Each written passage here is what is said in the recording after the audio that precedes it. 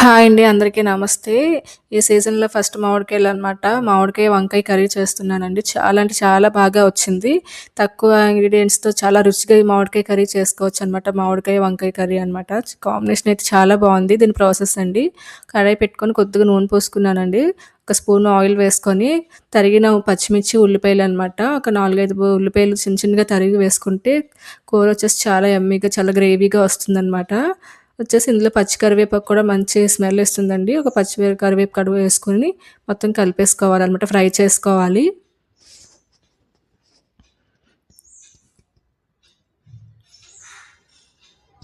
So, కొద్దిగా colour change అయింది కదండీ! కొద్దిగా ఫ్రై అయిన తర్వాత మనం దంచి పెట్టుకున్న అల్లం, వెల్లుల్లి అండి. కొంచెం జీలకర్ర కూడా ఒక స్పూన్ జీలకర్ర దంచి ఇలా వేసుకొని ఫ్రై చేసుకుంటున్నాను.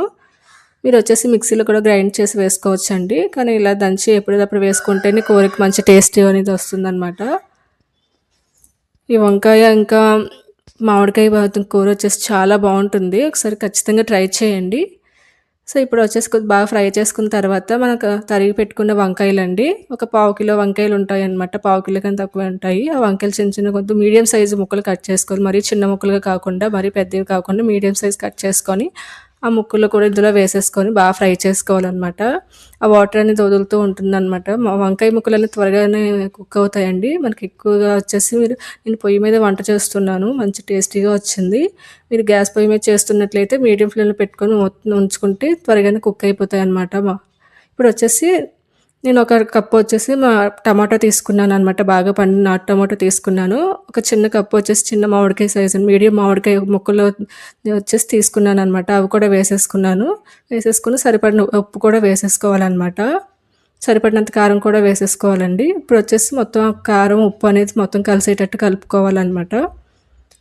ఇప్పుడు మన వంకాయ కొంచెం మగ్గిన తర్వాతే మన టమాటా ముక్కలు కానీ, మామిడికాయ ముక్కలు కానీ వేసుకున్నామండి. మరి వంకాయ కానీ లేదా మామిడికాయ కానీ త్వరగానే మగ్గిపోతాయన్నమాట.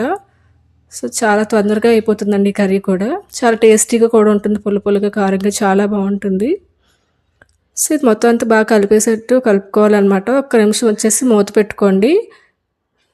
సో, నేను పొయ్యి మీద అయితే చిన్న మంట మీద పెట్టుకున్నానండి. మీరు స్టవ్ మీద చేసినట్లయితే కొంచెం లో ఫ్లేమ్‌లో పెట్టుకొని ఒక నిమిషం అనేది ఉడికించుకొని తీసేయాలన్నమాట.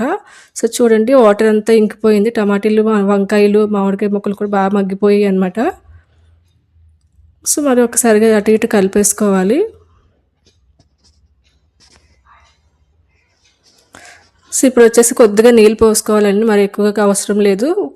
కొద్దిగా వచ్చేసి ఒక గ్లాస్, అర గ్లాస్ వాటర్ పోసుకొని మొత్తం ఒకసారి కలిపేసుకొని మళ్ళీ మూత పెట్టుకోండి. ఒక 2 నిమిషాలు అయితే మీకు సరిపోతుందనమాట. మొత్తం కుక్ అయిపోతుంది. మధ్యలో ఇంకా కొంచెం అటు ఇటుగా వాటర్ ఇంకినట్టు అనిపిస్తే మధ్యలో ఒకసారి తీసి కలుపుకొని మళ్ళీ మూత పెట్టుకొని అది అడ్జస్ట్ చేసుకోండి. నాకైతే ఒక 3 నిమిషాలకి కూర అయితే రెడీ అయిపోయిందండి. చూడండి ఎంత గ్రేవీగా మొత్తం ఆయిల్ అనేది తేలుతుంది కదండీ! కూర మొత్తం కుక్ అయిపోయిందనమాట.